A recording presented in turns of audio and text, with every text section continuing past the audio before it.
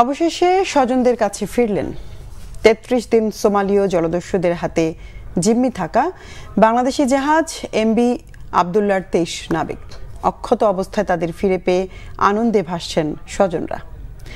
নিরাপদে ও অক্ষত অবস্থায় নাবিকদের ফিরিয়ে আনতে পেরে স্বস্তিতে জাহাজটির মালিক পক্ষ। চট্টগ্রাম থেকে আরো জানাচ্ছেন শাহেদা পিয়া।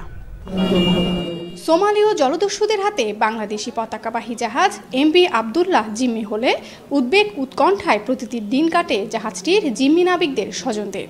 ৩৩ দিন পর মুক্তিপণ আদায় করে গত ১৩ এপ্রিল রাতে জলদস্যুরা জাহাজটি ছেড়ে দিলে শুরু হয় অপেক্ষার পালা। সোমবার কক্সবাজারের কুতুবদিয়ায় নোঙর করে জাহাজটি। মঙ্গলবার বিকেলে চট্টগ্রাম বন্দরে নিউ মুরিং জেটিতে এসে পৌঁছান এমভি আব্দুল্লাহর ২৩ নাবিক।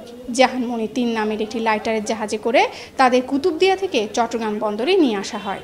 ২৩ নাবিককে বরণ করে নিতে দুপুর থেকেই অপেক্ষায় জাহাজ কর্তৃপক্ষ ও স্বজনরা। যতদিনে ওখানে ছিল আমরা আসলে ভালো মতো একটা তো ঘুমাতে পারি নাই, বা একটা দিনও শুধু সবসময় মাথায় শুধু ওগুলোই ছিল। আমার ছেলে ফিরে পেয়েছে, আমি এখন আবেগে আছি। আমার সন্তানকে ফিরিয়ে পাওয়া আমার কাছে অনেক অনেক বেশি খুশির, অনেক বেশি আনন্দের। তো আমাদের জন্য এইটা আসে নাই, আজকে আমাদের জন্য আজকে খুশি, আজকে আনন্দ আমাদের জন্য। আমরা আত্মবিশ্বাস ছিল যে কোম্পানির উপর এবং সরকারের উপর আত্মবিশ্বাস ছিল। ওনারা যেভাবে কাজ করছে মোটামুটি আলহামদুলিল্লাহ দ্রুততম সময়ের মধ্যে আমাদের ছেলে আমাদের কাছে ফিরিয়ে দিয়েছে। নানা অনিশ্চয়তা কাটিয়ে স্বজনদের কাছে নিরাপদে ফিরতে পেরে মুক্ত নাবিকদের চোখে মুখে ছিল স্বস্তির ছোঁয়া।